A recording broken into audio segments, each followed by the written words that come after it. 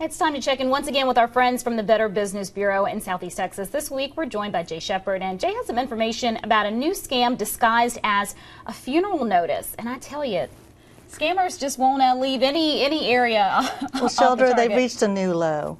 You know, this affects individuals at an emotional time where they may have actually had a loved one pass away, and so they're not as on guard as maybe they should be.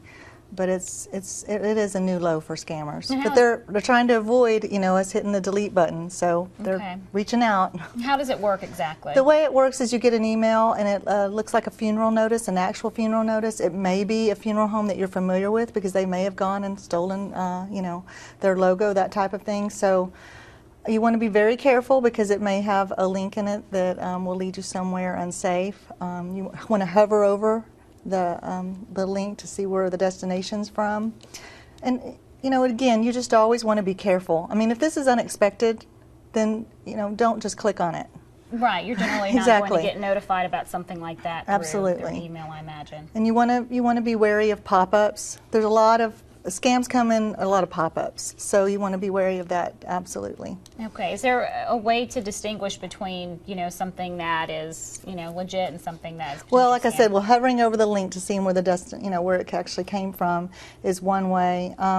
You know, and a lot of these scams, believe it or not, they have a lot of poor grammar, that type of thing. So sometimes that's a big red flag.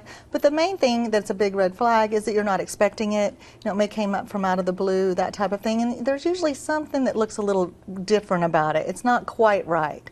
So you always want to be wary of that. Okay, and the link that it could send you to, it's just an unsafe site that could potentially get well, it could be a virus that, you know, infiltrates your computer, so absolutely. All right, you can always call the funeral home and well, exactly. I mean, always call the funeral home or go to the funeral home's website, their actual website, because that's what you think when you receive this.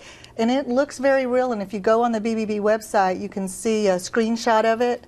It looks real, but if you go on the actual funeral home's website, you know, that's the safest thing to do. All right. And I promised our receptionist that I would say something about this because she's gotten so many calls. There's so many scams out there right now. There's Facebook scam. There's Publishers Clearinghouse continues. We get calls about that every single day. If you are sending money to get money, it's a scam. It's a scam. Don't do it. Yeah, good tip there. And there are more tips on the BBB's website, and we have a representative here with us every Thursday to help keep you up to date on scams.